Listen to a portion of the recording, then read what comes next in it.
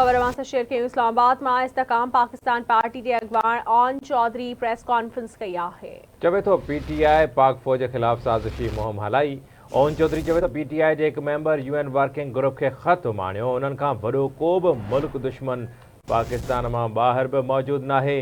ओन चौधरी चवे तो उहे माण्हू चाहिनि था त मुल्क में बाहि लॻे ऐं ॾफेड़ पखिड़िजे। अवां खे आगाह कंदासीं। IPP जे अॻवान ओन चौधरी इस्लामाबाद में प्रेस कॉन्फ्रेंस कई आहे। चवे तो त PTI वारा चाहिनि था त मुल्क में बाहि लॻे ऐं ॾफेड़ पखिड़िजे। उन्हनि खां को बि वॾो मुल्क दुश्मन पाकिस्तान मां ॿाहिरि बि मौजूद नाहे।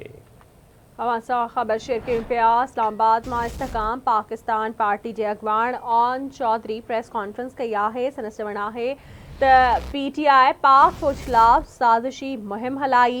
PTI जी एक मेंबर UN वर्किंग ग्रुप के ख़त माणियो। हिननि खां वॾो मुल्क दुश्मन पाकिस्तान मां ॿाहिरि बि मौजूद नाहे।